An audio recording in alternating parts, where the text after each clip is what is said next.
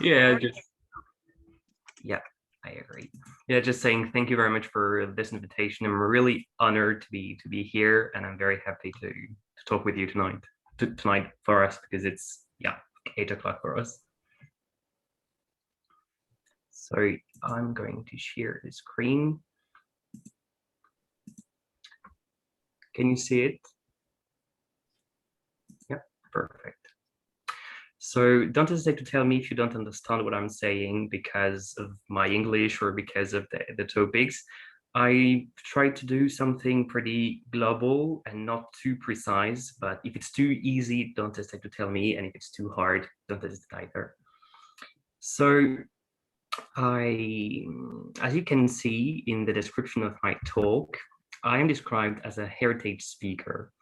And it's very important for me to understand what is an heritage speaker, because it's an important question in linguistics, especially in minority groups.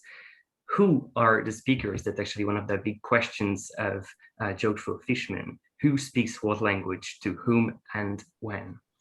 So technically, a heritage speaker is a person who has learned a language informally by being exposed to it at home, as opposed to having learned it formally in a school setting. But this definition actually is not really accurate to talk about the French situation, because almost all the young people like me speaking a native language in the French state actually also speak French and speak more French than any other language. And as you can see here, before 1930, 1 in 4 people speak a native language with their parents, and usually on a daily basis. So this was something really normal. In the 50s, it was just 1 in 10 people, and in the 70s, just 1 in 20 people. And for my generation, it is estimated, because we can't really know that, but it's estimated that only 3% of the children that were born in my period had parents who spoke a regional language. I prefer saying native language, but the official term in France is regional language. So my definition of the heritage speaker will be the one of Valdez instead, stating that for individuals that are interested in strengthening endangered indigenous languages, a heritage language refers to a language with which they have a personal connection. And it's more the historical and personal connection to the language that is salient, and not the actual proficiency of the individual speakers. And for them, and actually for me, the language has a performative dimension, because it's speaking the language that makes them, in my case, real or complete Occitans. And I will love to talk about that a bit later. So who am I? Briefly, this is me, obviously scared by something. I was born in Nice in 1998, so I'm currently 23. We're in 2022. In Nice, I have a family who used to speak the Nissar dialect of the Occitan language. It was the father of my grandmother who used to speak that language all the time. It was one of his native languages.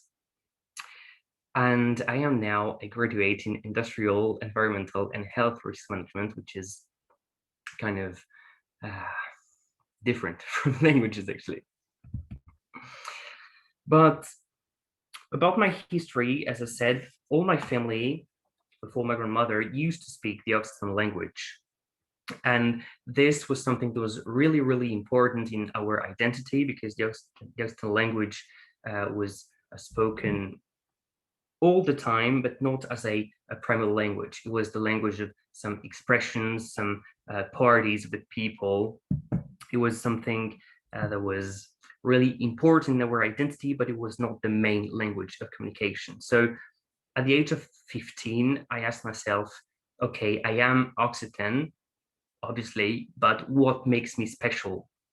Because I am Nissart, I am Occitan, but I don't know the language, and I should know this language in order to be a real Occitan, because I'm also French, and what makes me French, it's and with other topics, of course, but it's being able to speak French. So how could I be Occitan and Nisard without knowing this language? So that was a real question, real struggle. And what's really interesting, actually, is that I worked in minority languages afterwards.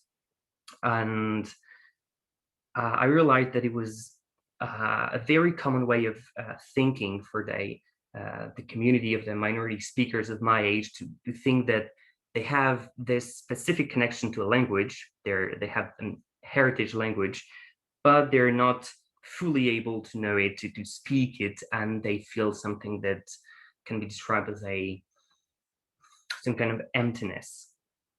So I decided to learn the Occitan language in order to be an Occitan speaker and an Occitan person again. So I will talk briefly about that. How did I learn the Occitan language? First, by being part of an association, because the language is not really taught in schools, or it's not that easy to learn Occitan in school. So I was in an association. I bought some books, some grammars, and I was trying at the age of 15, when I began to get interested in the Occitan language, to make my Occitanity visible, which is, for instance, taking my class notes in Occitan, having my phone in Occitan, my computer in Occitan.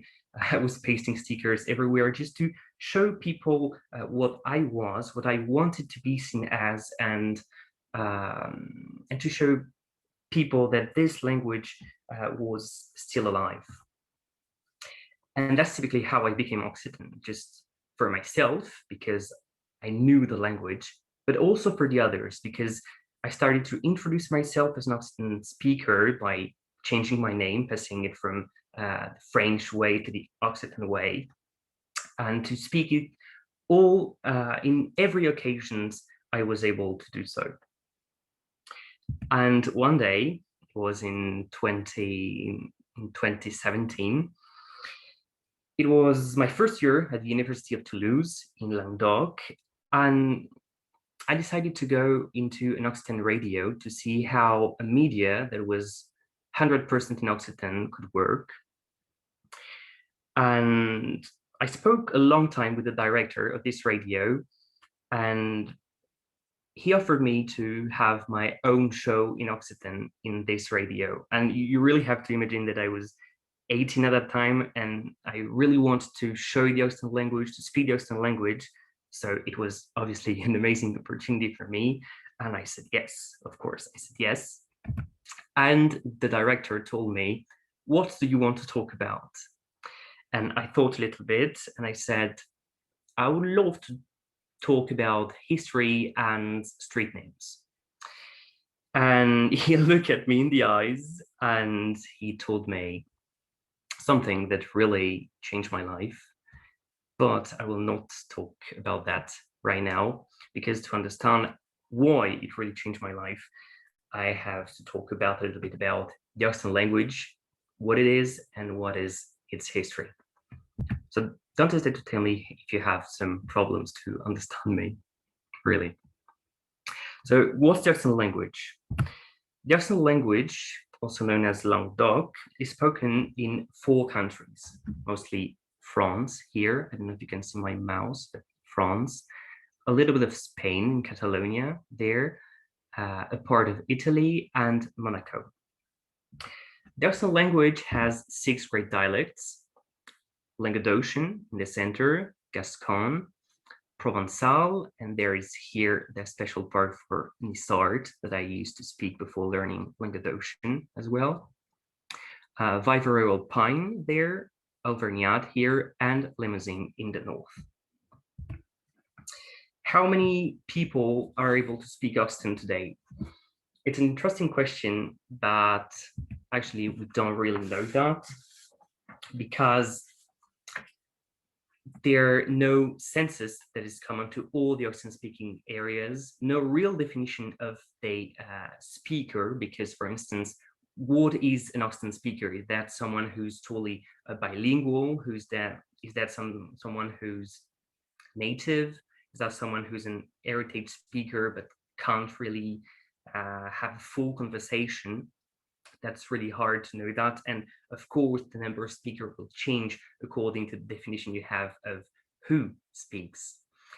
And this is the last notion. We have no common definition of what speaks means, because, for instance, can we consider a speaker someone who's perfectly able to speak but do not want to do so for shame or for because they just don't want? So we don't have a current figure about the number of Occitan speakers.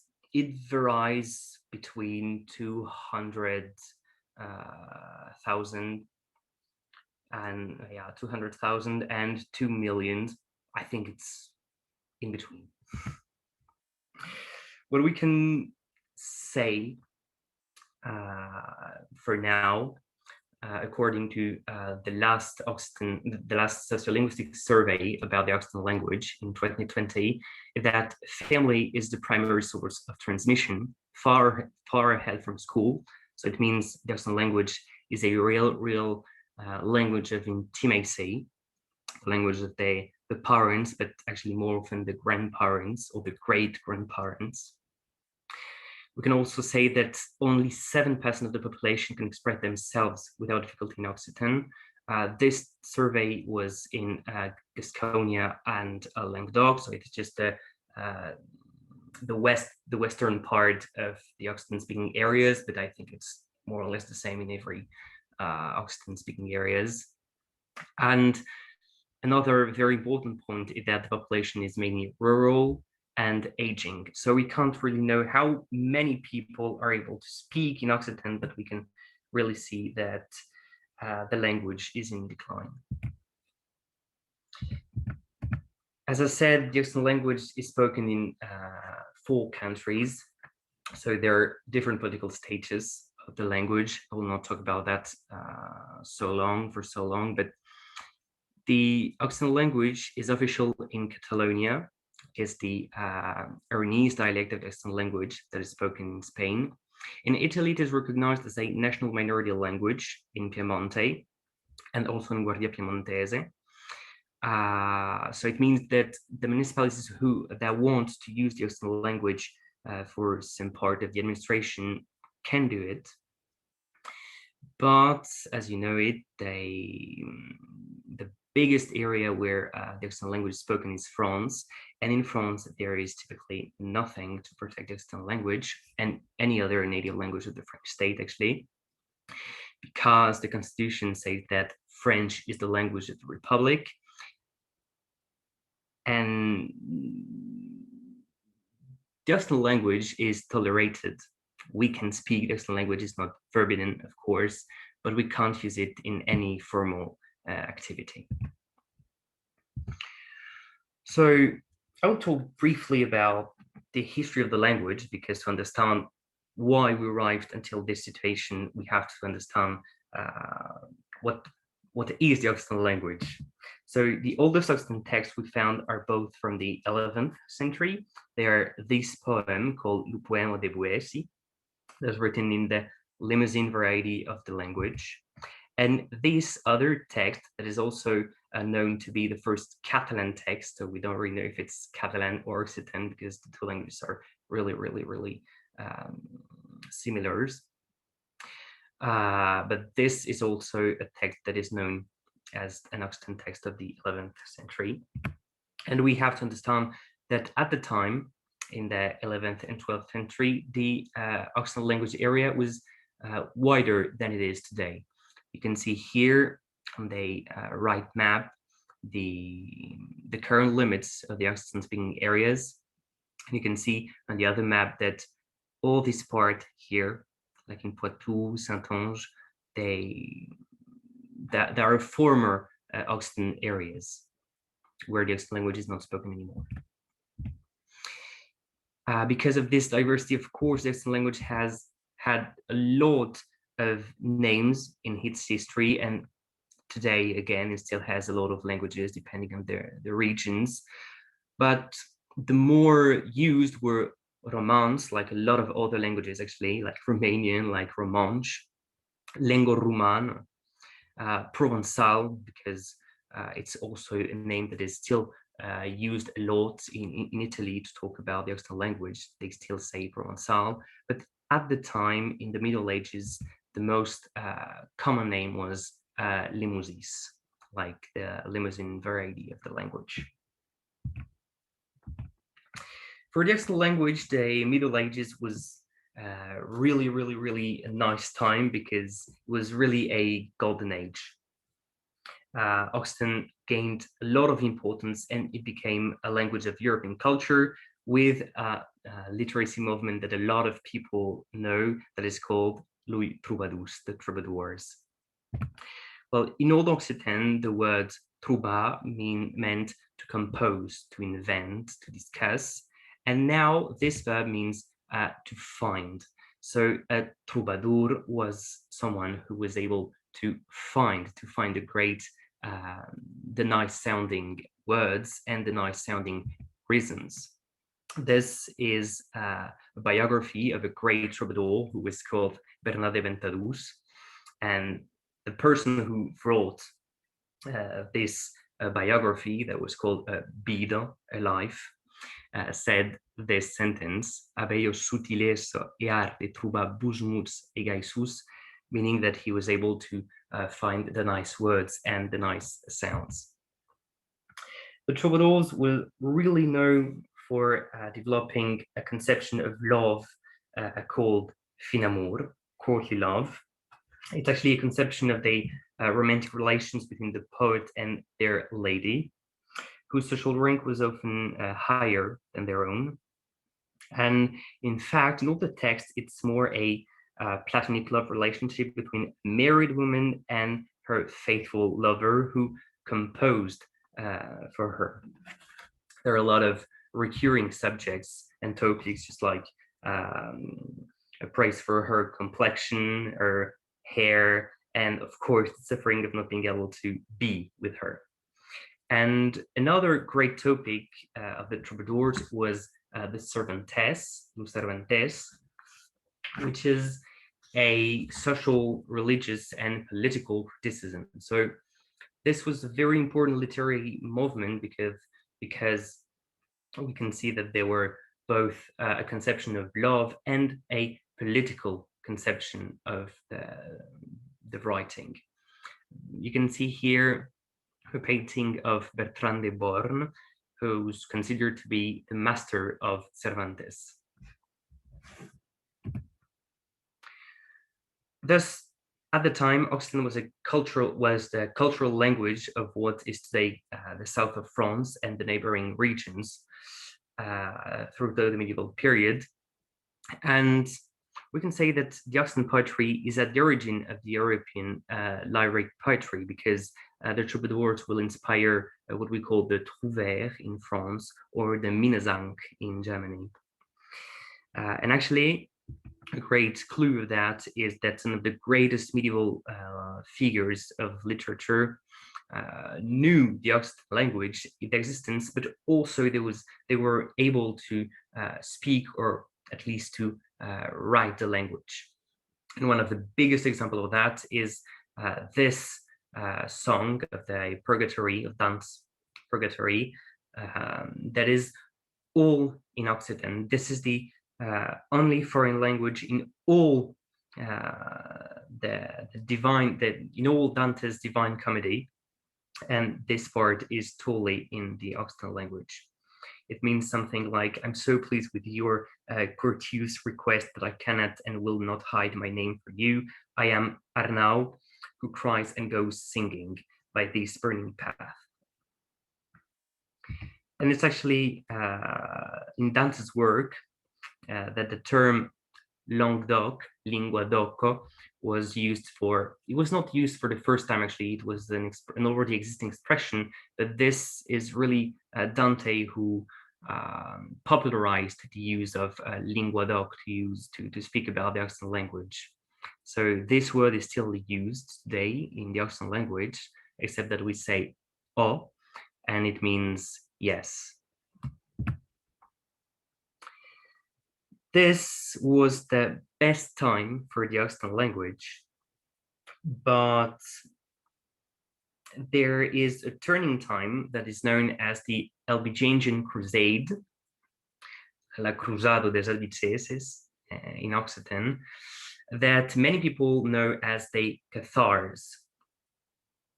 So we're in 109, and of course it's a very complex topic, so we'll not talk about that in detail, but to sum up in very broad strokes, in 109, the Pope and the King of France seized the religious pretext to declare a war on their Occitan neighbors and carry out a campaign of expansion of their own territory. So this is a map of France before the Crusade. So you can see in purple, this is the French territories. In blue, in dark blue, this is the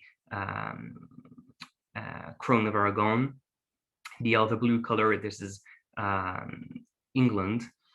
And here, this is Languedoc. The orange part is Languedoc. So a territory where the Occitan language was spoken a lot, as well as in Provence there. So this is before the Crusade. And at the end of this period, in 1271, at the end of the annexion of the Languedoc, you can see that France has a really bigger territory, and that Languedoc totally disappear, just as Provence. So this is a real turning point in the Occitan history, because from that moment, the Occitan territories were cut off from Aragon and Catalonia. And from there, the Occitan language enters a period that is called the First Diglossia. So I will not talk in detail about what is diglossia, and I will not take the global first definition of diglossia of Ferguson. I will use the diglossia definition of Robert Laffont, an Occitan linguist, who says something like that diglossia represents a downgrading of a language, because French was the language of the king, and it was used in socially valued registers such as administration or education, and was the high language. As we can see here, French is the high language used for administration, the media, and the schools. And the Occitan is considered the low language. It's considered a dialect. It's used for orality. It's used with the family, with the friends, with the stories, and in informal contexts. So this progressively led to a conversion of the Occitan elites to French. It was not so important at the time, because the people were still using Occitan in their daily life, but the Occitan language stopped progressively being used by the elites, because they learned how to speak French with the kings and the administrations. And from 1539, the Occitan language, as all the other native languages in France, was definitively excluded from the official acts by this ordinance called the Ordinance of Villers-Cotterêts. So this is an important text. Its importance, however, needs to be nuanced, because, of course, the Occitan language couldn't be used in the official acts anymore. But as I said, the people were still speaking Occitan in their daily lives. But this shows something very important, is that the Occitan language and the Occitan literature is losing its prestige, because from now on, there is a process of linguistic substitution that is beginning. And one of the first visible signs of this linguistic downgrading is the decay and then the loss of the Occitan original spelling in just a few decades. So I put it an example of a wheel from the 17th century, where you can see that the blue parts are the French words that have replaced original Occitan words, and the yellow parts are French way of writing Occitan sounds, just like the U sound is written OU, just like in French, whereas in the troubadour writing was more like an O, simple O sound. The final A producing in Occitan the sound O is written with a French O there. And we also have French, what we call Gallicisms, actually, just French traces in the way of speaking. So this shows that people were still speaking the Occitan language, but they lost this, they lost the idea that it could be written in its proper way. However, it's really the French Revolution that will mark the real decadence of the Occitan language, with a second diglossia of starting in 1789. And the French Revolution actually almost killed the Occitan language, and for me, this is the real modern turning point of the disappearance of the Occitan language. Because when the revolutionaries come to the power in 1789, they decided to abolish the old monarchy. We have here the old king, and to transform the French kingdom into a republic that would follow the philosophical ideals of the Lumiere, the Enlightenment. And for this, it was necessary to make their ideas known and spread across the country. So at first, they will have a pretty favorable policy towards the native languages, because a lot of citizens did not know how to speak French. So the first language policy of the revolution is based on the fact that all decrees must be translated into the language of the people, because this is written in their law. The law is common for all and everybody should know it. So at the beginning, they spend money to translate the texts, but the National Assembly is faced with a lack of translators and a high translation cost, and of course, slow delivery of legislation.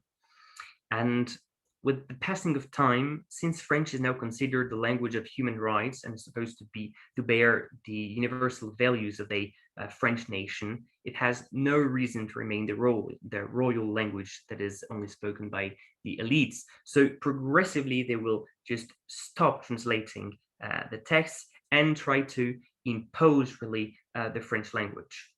And it's actually during this period, so this is an example of a translation they did at the time. And it's at this period that the word patois is not invented, but again, popularized and used all the time against the native languages of the French state. So this is the definition that is given in one of the most important books of the revolution, called the Encyclopedia.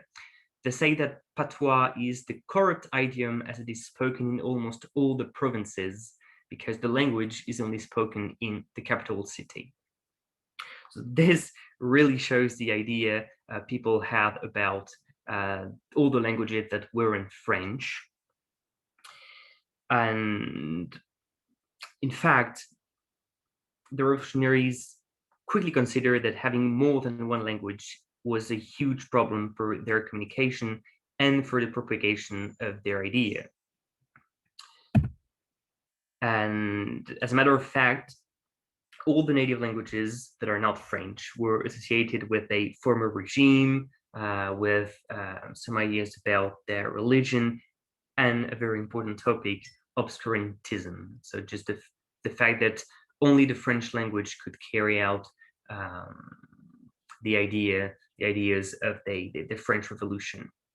This is an extract of a speech by a French representative of the time, saying about French that the language must be one just like the Republic, And after he speaks about the people who do not speak French yet.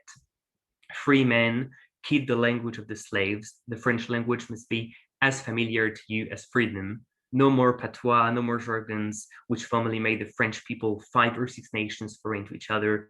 No more no more law expressions. They use it again. The first of the peoples must at the same time be the one who speaks the best. So you can see here a lot of major arguments that were and that are sometimes still opposed to the language, such as Occitan, the fact that it is the language of the slaves, the language of the poor people, that only French is a real language because all the others are patois, jargons, they use low expressions. And of course, the fact that French is the language of freedom, and it's very important, a clean language. This is an idea that will not be abandoned by all the other political regimes. And the Third Republic, notably, will use this idea that the French language means that you are educated and you're clean. You can see 2 very important images.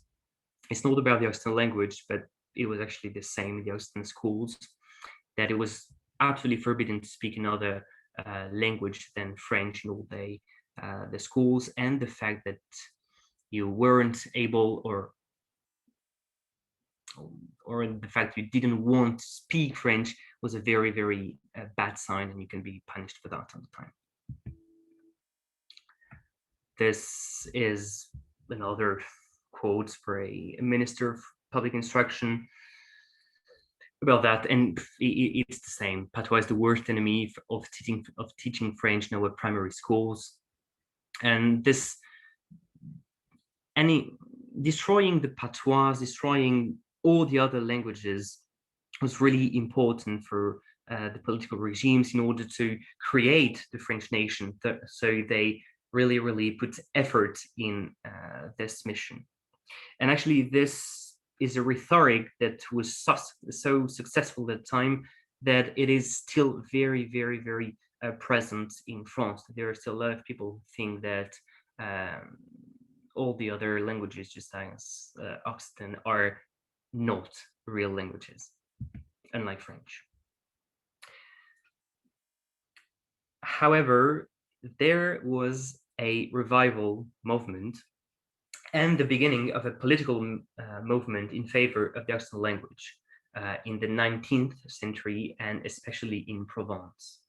And the Occitan revival cannot be dissociated with the name of this man called Frédéric Mistral, who was a Provençal writer born in Mayenne in 1830. He was the son of a wealthy family. He studied law in Marseille. It was perfectly bilingual in Provençal. And during his studies, he will discover the history of the Provençal language. And at the age of 20, when he is finally free to do whatever he wants, he says that he wants to rise and revive the feeling of belonging that he saw being annihilated under the false and unnatural education of all the schools in Provence. So he knew that French school, and he wanted to cause, as it says, this resurrection with the restoration of the natural and historical language of the place to which the schools are all waging a war to death, and give the vote to the Provençal language by the influx and the flame of the divine poetry. And he will make a wonderful work with this organization called Félibrige that will be created in 1854 with 7 of his friends who are all young and talented poets from Provence. And actually, very quickly, the movement will seduce other Occitan writers, and its influence extending way beyond Provence. It will reach Gasconia, Languedoc, Limousin, all the Occitan-speaking territories. And actually, after a few years, the Félibrige no longer deals only with the Provençal dialect of the Languedoc, but with the entire Occitan linguistic area. Or, to quote Mistral, we can say la lingua nostro che va disaus au Pirineo, because at the time the word Occitan was not used to speak about the language, and the Félibrige still exists and still is making great work with the Languedoc, but they still do not use the word Occitan to talk about this language. The Félibrige and Frédéric Mistral will create the first Pan-Occitan dictionary that is called Le Trésor de Félibrige, which is really, really, really important, and it's still a very important reference for the Occitan language. This is the first time that someone tried to draw a dialectalization of the Occitan language to give a name and some limits to the Occitan language. And they gave the first standardized spelling for all the Occitan dialects. This is a spelling that is now called a Mistralian or Félibrian spelling. This is an example of a sentence meaning that someday is important in this movement. And to show you how it is, how it can be compared with the other spelling, this is the same sentence but with a classical spelling developed in 1945. So this is basically exactly the same sentence, but it's just a orthographical norm that are distinct. And if you're interested in that topic, we'll talk about that a bit later.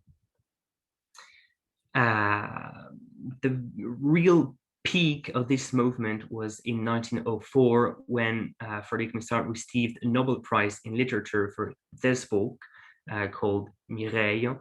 That is very, very, very important in all the Occitan literature because it's absolutely huge, actually. It's just, we have to imagine that this man actually received one of the highest artistic distinctions with a book in a non-official language, and actually a language that was not even considered a language in its own territory. So the fact that someone said, this is a real language, we can do a great literature just as the troubadours did before, is a real nice nice thing and a great change for the Occitan language. After that, in the 20th century, there were another movement that was coming from the Félibrige, but they thought at the time that the norms and the ideas of the Félibrige were too close to French, and they wanted to restore a new writing system, actually an autonomous writing system based on the medieval Occitan spelling called the classical spelling. And among the pioneers at this moment were Josep Rus, Prus Perestiu, and Antoni Perbosc, who are here. And they developed actually this way of writing, this spelling, that was popularized by this book, La Grammatique Occitan of Louis Salibert in 1935, and gave birth to this institution that is the continuity actually of the Félibrige, and they're now working together, which is called the Institute of the Occitan Studies. And this IEO has played a really decisive role in the language normalization, both the graphical normalization, because the IEO promoted the unified orthographic standard of modern Occitan, the one that is mostly used today, and also a social normalization, because they are doing a lot of publications, political actions, and they have a nice and important academic presence. So what is now what's the current situation of the Occitan language? Well, we have more institution for the Occitan language. You can see here Le Congrès Permanent de la Langue Occitane, which is really important, that makes dictionaries that promote the Occitan language on the internet. They do a very nice job. You have here another, say, state agency for the Occitan language, a lot of associations. And now we have some sort of Occitan Netflix called OCVOD. We have some televisions and the internet. We have the media. We have television media. We have the press. So we have a lot of new Occitan creations, but the use of the language is still decreasing. So this is pretty interesting to see that the more we promote the Occitan language, the more we can see it, the less it is actually spoken. But I still think there is hope, because those people are making a real nice job. And if you remember, I told you that the answer of the director of this radio changed my life, because when he told me what I wanted to do, I answered, I want to talk about history and I want to talk about street names. And he looked at me in the eyes and just told me, no, you have to do something new. You are young. You have to talk about your time. You have a lot of hobbies. You can do whatever you want. The people who speak Occitan already know the history of the Occitan language. They're already able to read the street signs. What we need now is to normalize the language. We have to show that the language is present and to stop using the language, the Occitan language, only to speak about Occitan topics. So please, if you want to do something on my radio, do something that is not linked to the Occitan language. And this really changed my life, because it drove me until now, because I had the new image of my own language. It was not just a historical language, but a full and real language that could be used everywhere, that could be used today, and that had to be used, actually, because I am now convinced that we Occitans must be the first to be convinced of the usefulness of our language. If we do not speak it, if we do not show it, then nobody will do it for us. And I think it's really important just to use the language normally, not just to prove something, not just to convince people. We have to stop speaking about just the language. We just have to stop saying that the language is alive and starting to show it's alive. So that's why I created my very first short movie in 2017 that was called Una Danza, a dance, with Occitan comedians who were speaking, but it was not about the language. And that's also for that I created a YouTube channel, Parpalhon, Blau, Blue Butterfly, in 2020, to, of course, to speak the language, of course, to teach the language, because I'm sure that a lot of people want to know more about the language, but also, and actually mostly, to give some space to the Occitan language and some space in the modern life of the Occitan language. So thank you very much for your attention. I hope I was clear. I tried to be precise, but sometimes it's pretty hard for me because I'm not a history teacher. So thank you very much for hearing me.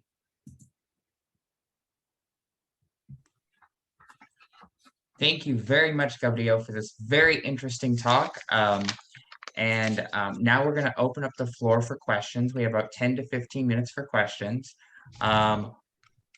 If you have a question, you can just raise your Zoom hand if you can find it, or you can also type your question in the chat, or you can send a direct message to me if you prefer to be anonymous with your questions. Yes, Bobby. Hi. So I'm wondering, knowing the history now, do you think that the French government would still be hesitant to perhaps open up to these public spaces to allow more Occitan or other minority languages to be spoken, like in the court or stuff like that? I mean, yeah, do you think they would be outwardly against that today for a sense of national pride or cohesion or something? Because, you know, we obviously have plenty of examples of countries that have many national languages, like Switzerland, Canada, South Africa, etc. Thanks. Thanks for your question. Actually, it's really the French DNA to be really centralized and monolingual. So yes, it's still really hard to make the Occitan language and all the other native languages known.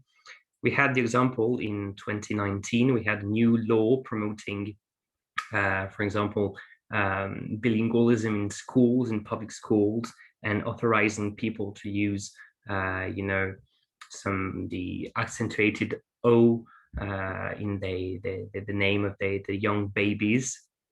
And everything, or almost everything, has been cancelled by the Constitutional Council for always the same reason, the second article of Constitution stating that the language of the Republic is French. So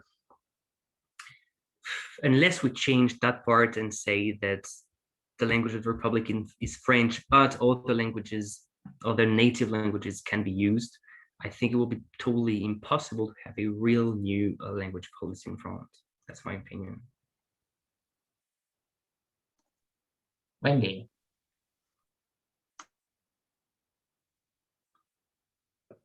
Forgive me. Do you use Occitan in your daily interactions in Toulouse, and how is it received? I use it now. Now I'm currently in Nice. I use it because I'm lucky to have friends who are able to speak the language. So actually, when I speak Occitan, I don't speak Occitan with people who are not able to understand it. So a lot of people do not even know that I'm able to speak that language. For the people who know me and who are able to speak the language, it's always really nice to have this ability to do so. But generally, people are really curious about what is the language, because most of the time they do not even know that they are still spoken. A lot of the, I can't count the number of times people just told me, but there is a language called Occitan, like really? So yeah, it's pretty, a lot of people actually do not even know we exist. Is that, is there more awareness in Toulouse that Occitan exists than in Nice? Probably because it's more shown. The language exists in Nice as well, but as it said, the name Occitan is not used everywhere the same. It's way more used in Toulouse than in Nice.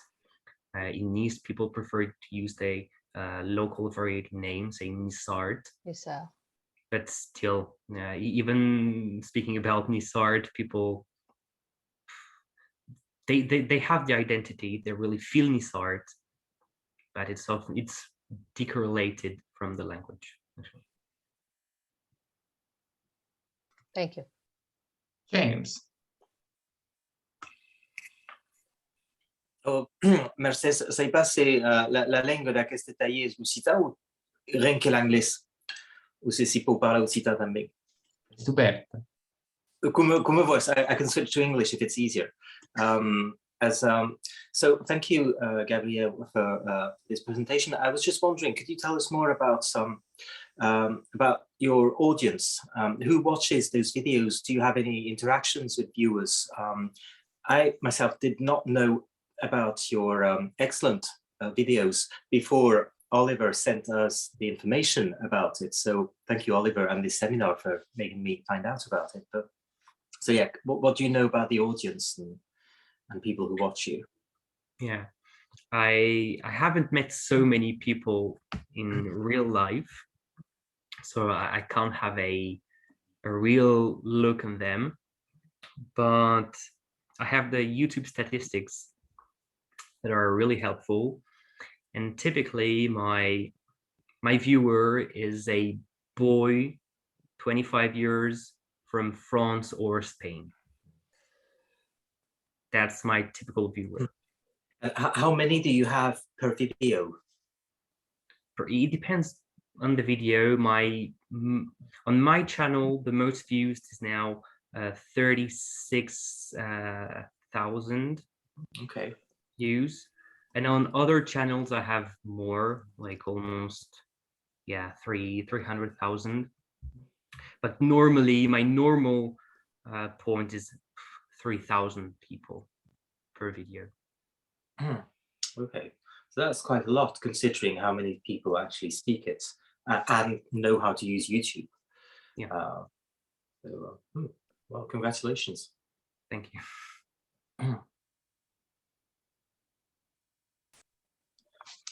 I will ask a question now. So how did you choose to use YouTube then as a type of social media? I know the Occitan, there's a high presence already on Facebook, and that's the center of my own research, so I'm very familiar with that. But how did you choose YouTube over, say, TikTok or Twitter or something else? Because of my own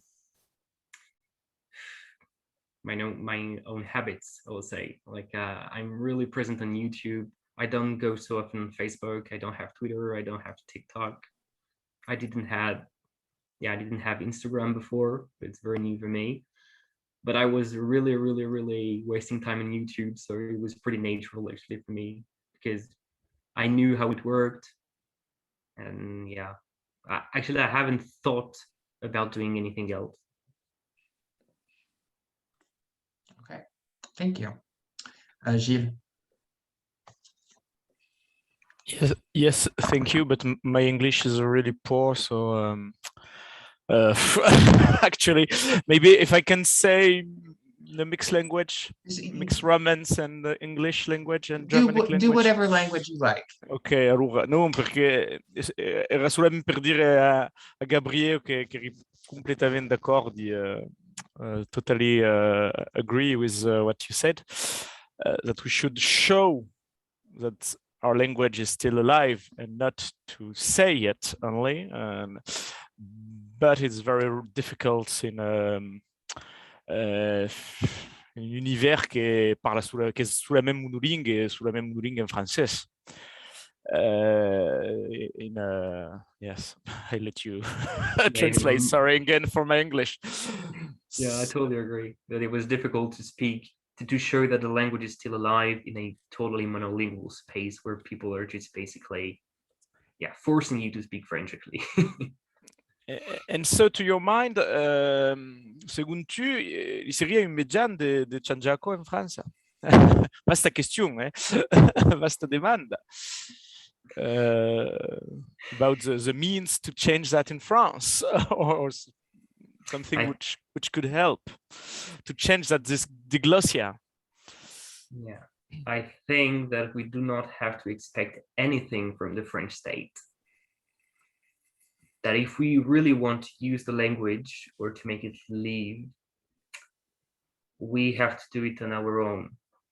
I'm fully convinced of that, because the French state will not help us, and if it will, I think it will be in a manner that will not be ours, to be honest. Okay, thank you. Merci. Thank you. Je suis d'accord. Are there any other questions?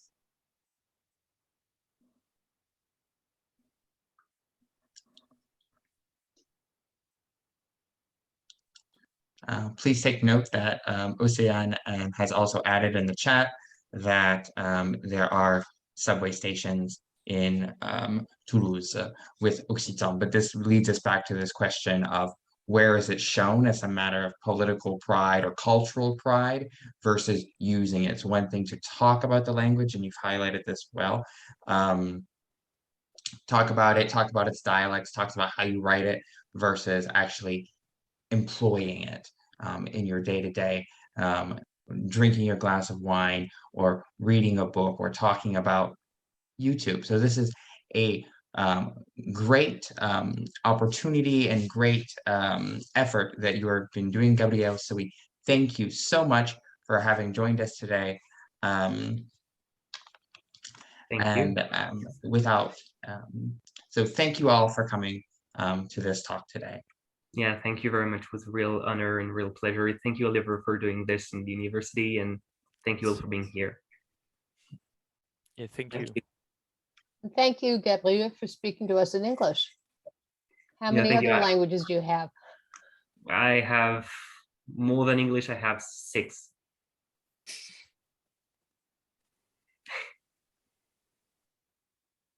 Well, thank you. I'm happy you understood everything. I'm reassured about that.